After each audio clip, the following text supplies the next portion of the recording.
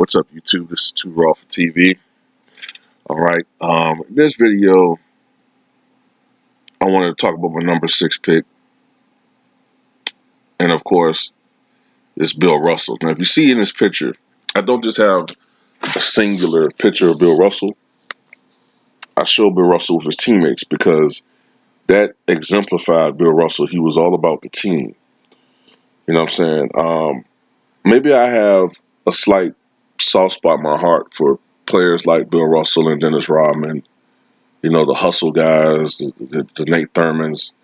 But whenever I play basketball, or whenever I used to play basketball, um, I was more focused on rebounding and blocking shots and playing defense. Scoring to me was not. I mean, don't get me wrong. I absolutely love watching the great scorers do their things. I love watching the Kobe Bryants and the Tracy McGrady's, the Michael Jordans, the Bernard Kings, the Alex English, the Adrian Dantleys, Rick Barry's, Bird, you name them.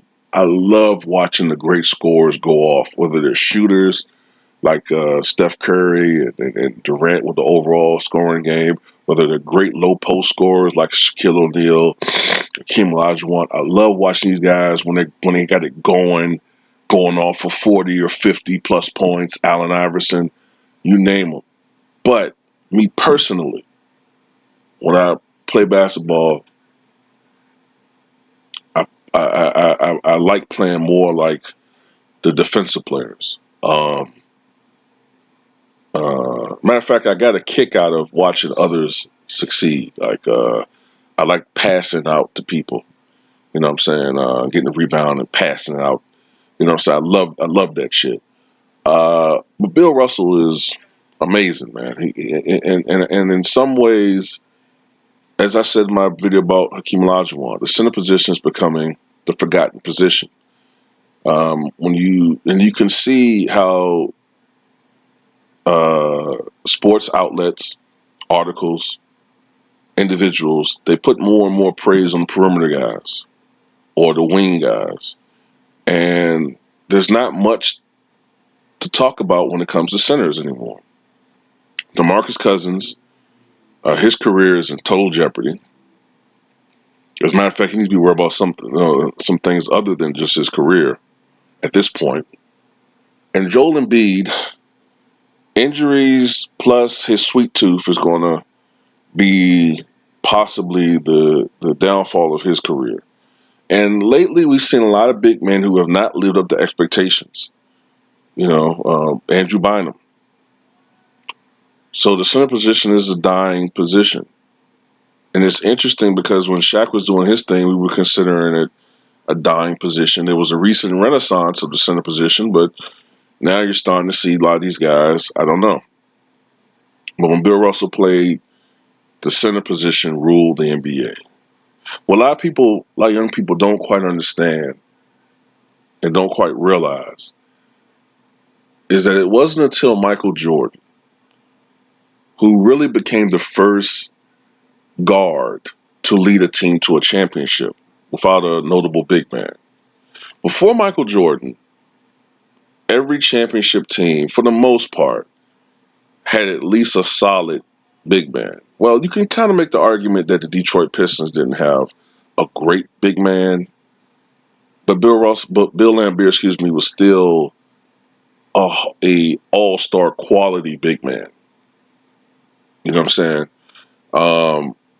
But before Jordan, definitely, virtually every championship team had a Hall of Fame or All-Star worthy big man. Of course, you go all the way back to George Mikan, of course, Bill Russell, his Celtics, Wilt Chamberlain, the Lakers or the Sixers, Moses Malone with the later incarnation of the Sixers. You know, the list goes on and on and on. You know what I'm saying? Bill Walton, later on Hakeem Olajuwon, of course, Robert Parrish, Abdul-Jabbar. There's always been a great big man with a championship team.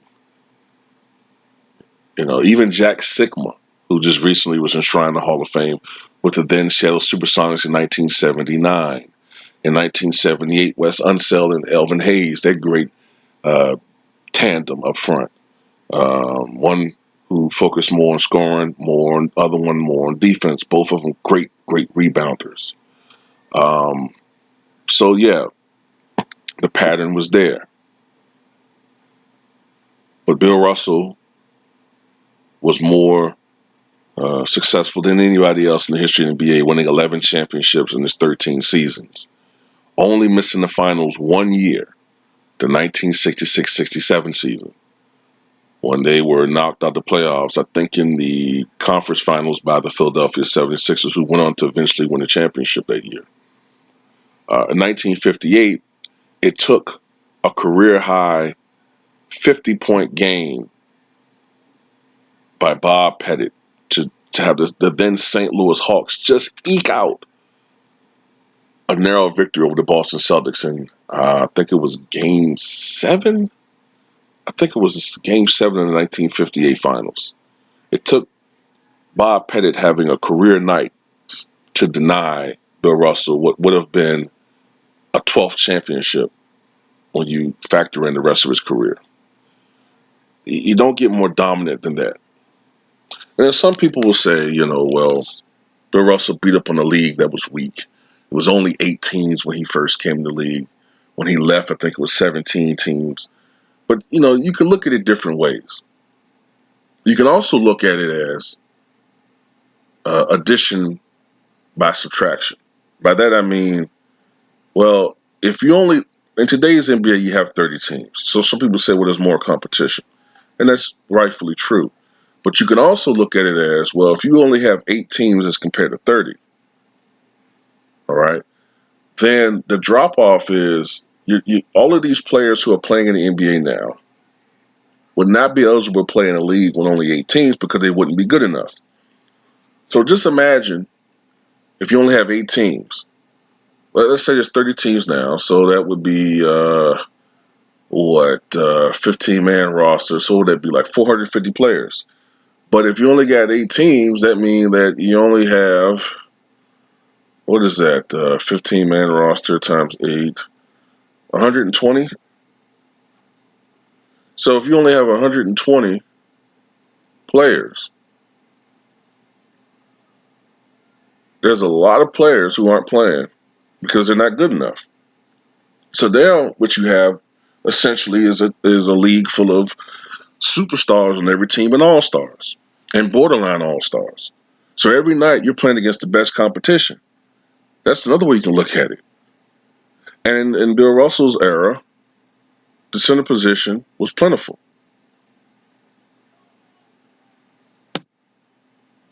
And he went up against a Goliath in Wilt Chamberlain. And more often than not, his Celtics bested Wilt Chamberlain in the regular season and in the playoffs. Although Wilt more than held his own against an era where you could double team guys before they got the basketball. And there was something called mauling back then. Okay, and you want to talk about the physical aspect of basketball. The physicality of the game back in the 60s and 50s made the physicality of the 1990s look like child's play. Like I said, you could maul a guy back then. You could actually physically punch guys and get away with it. Wilt Chamberlain had 3 teeth in his mouth permanently knocked backwards by some asshole, some redneck, you know what I'm saying, from Texas. Can't remember his name, but I know he was a redneck, racist bastard from Texas. And those teeth ultimately bothered Wilt Chamberlain for the rest of his life. As a matter of fact, I think Wilt Chamberlain had to have those teeth extracted just weeks before he died. And it may have played a factor in why he had a heart attack. Because they say you should never have more than 1 tooth removed at a time. I think he had all 3 removed. And Wilt Chamberlain was a person who never complained about pain, but he complained to his sister about the excruciating pain that he was going through just prior to his demise. Bill Russell could be a scorer. He could score. I think for his career he averaged like 14 points per game, but he never was a He always did what was best for the team. If other guys weren't going offensively, then Bill Russell was more than capable of scoring points. He could score 30 points in a game if he wanted to, 35 points in a game if he wanted to. But that wasn't his strong suit, and that wasn't what he uh, excelled at. What he excelled at was cleaning up the defensive boards and blocking shots. He made defense and shot blocking an art.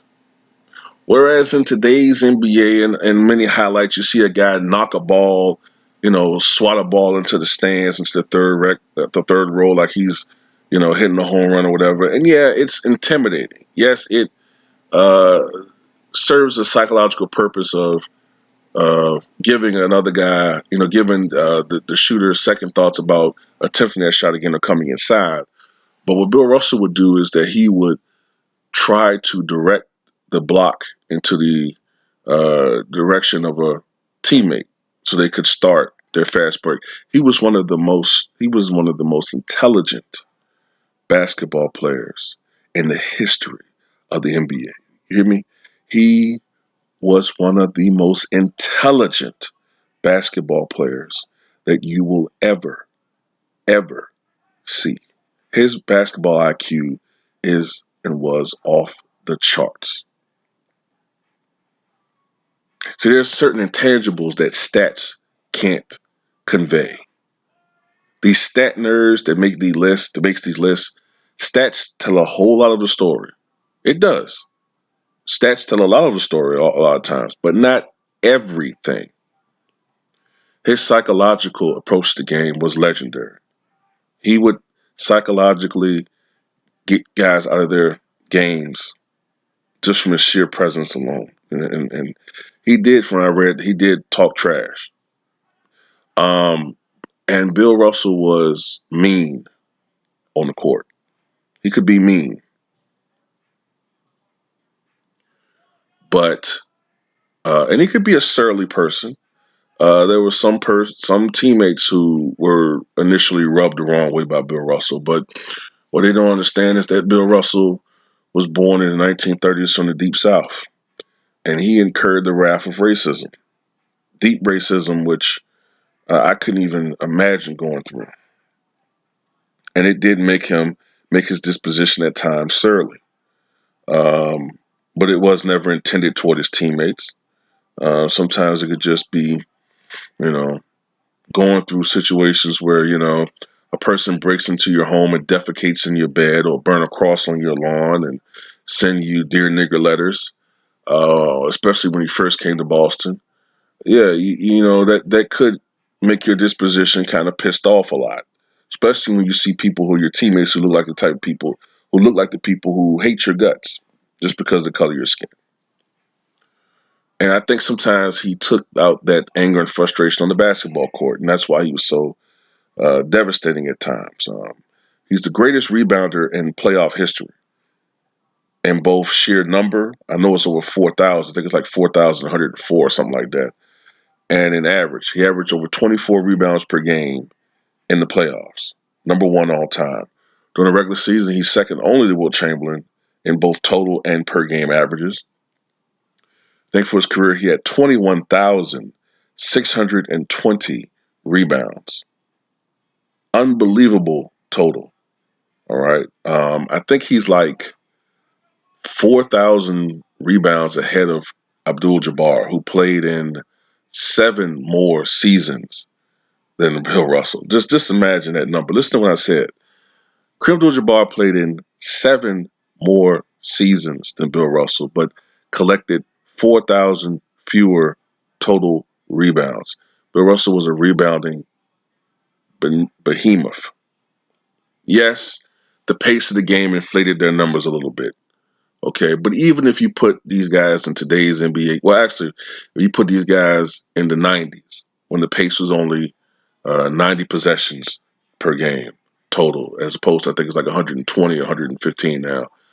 But even if you put those guys in the late 90s, they still be probably averaging like 13 points and 14 or 15 rebounds. So, but 21,620 total rebounds a 22.5 rebound per game average.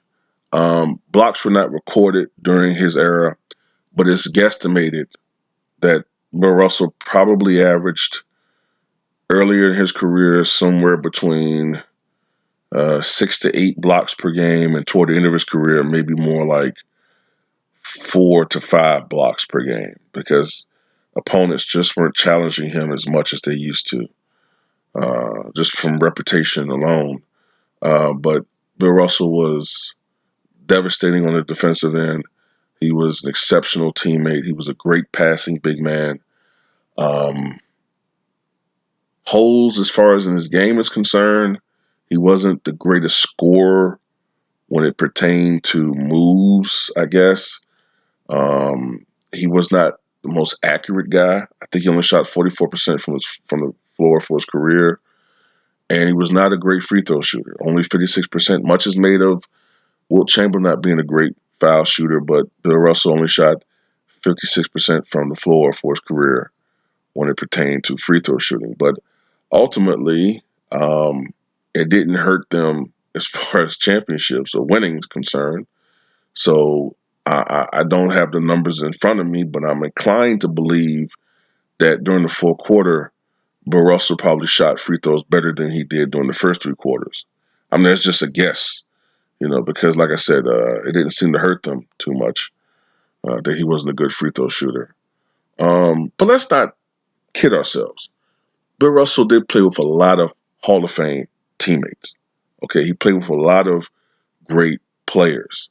He played with John Havlicek. He played with Bob Cousy. He played with Bill Sharman. He played with Sam Jones. He played with K.C. Jones. He played with Larry Siegfried, who should be in the Hall of Fame, I think, in my opinion. Okay, believe he played earlier in his career.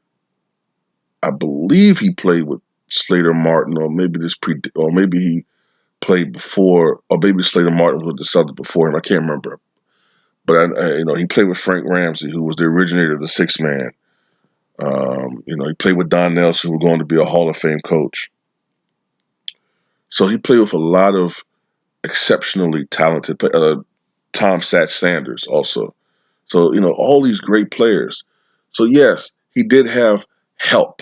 Which is something you frequently hear now. He did have help. Okay, but I'm gonna tell you something. Without Bill Russell on these teams, without Bill Russell, the Celtics would not have won more than, honestly, I think without Bill Russell, they probably wouldn't have won any championships. Maybe they might have eked out one against Jerry West and the Lakers and Elgin Baylor, maybe. But I honestly think without Bill Russell, they wouldn't have won more than one championship. Maybe. And they might not have won any. He was that much of a difference maker. Especially any year where they were going against Wilt Chamberlain and the Philadelphia Warriors or the Sixers or the Lakers in the finals when Wilt switched coasts or conference, excuse me. I don't see them winning any championships without Bill Russell.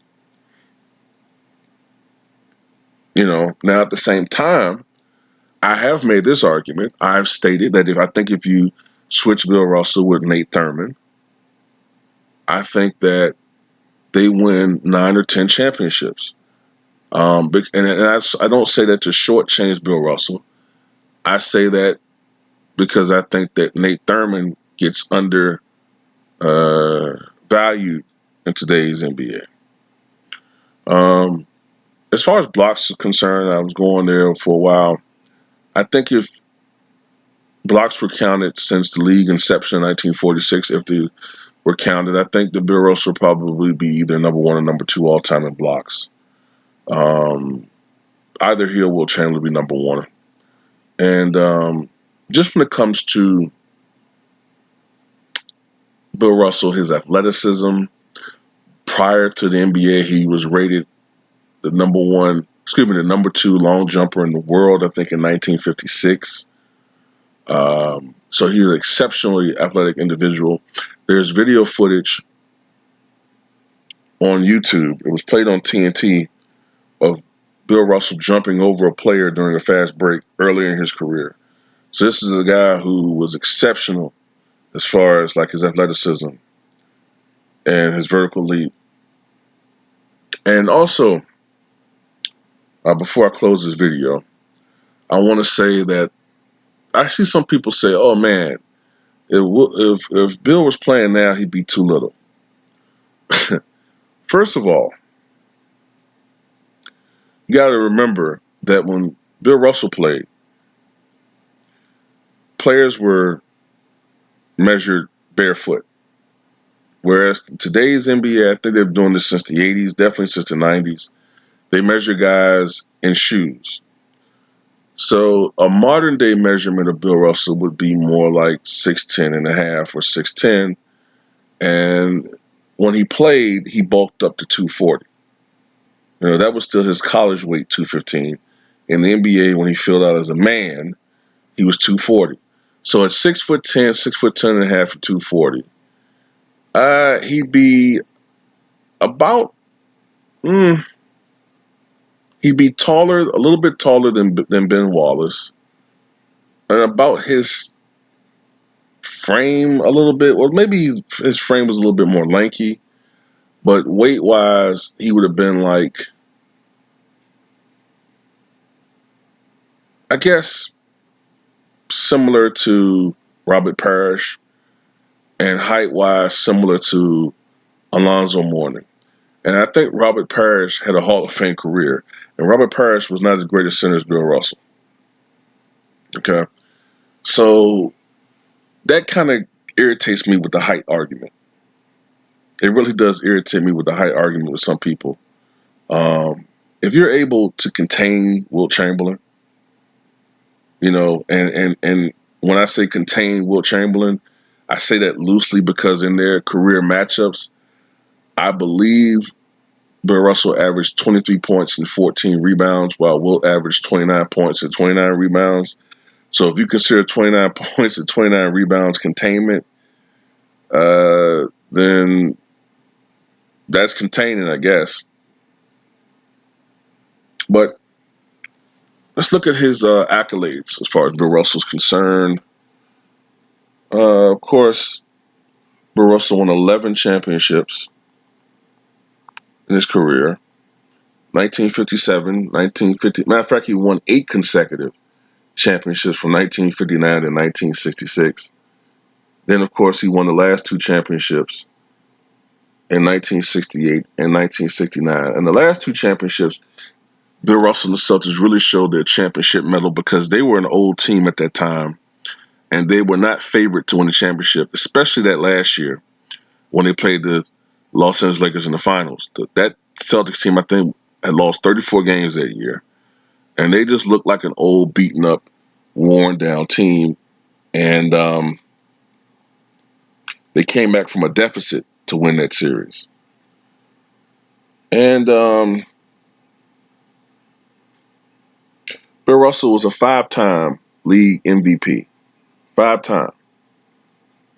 Which ties him with Michael Jordan for the second most league MVPs. 12-time NBA All-Star. He was a 1963 NBA All-Star Game MVP. 3-time All-NBA First Team. 8-time All-NBA Second Team. He was on the NBA All-Defensive First Team in 1969. Now keep in mind, that was the first year that the All-Defensive Team was created. So you got to imagine if there was an All-Defensive team or All-Defensive First Team when he played, he probably would have been on that team every year. Pretty much every year he played. So you're talking about a guy that probably would have been like a 12 or 13-time All-Defensive First Team selection. So I just want to throw that in there.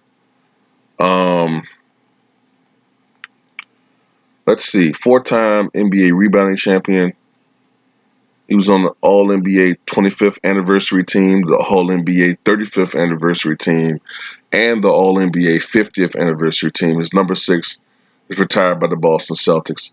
I'm going to skip over the college stuff because I don't really see that as relevant to the NBA career. I mean, it's impressive. We're talking about overall resume, but and his coach has to be mentioned, Before they changed the rules where players cannot be head coaches, as the head coach of the Boston Celtics, he won the championship in 1968 and 1969. As for his career, I shortchanged him a little bit. I said he averaged 14 points. For his career, he averaged 15.1 points per game, 22.5 rebounds per game, and 4.3 assists per game. And of course, he's in the Hall of Fame as a basketball player. My number 6 selection, the great Bill Russell. And also it has to be mentioned that Bill Russell was also a champion when it came to the civil rights movement in the 1960s.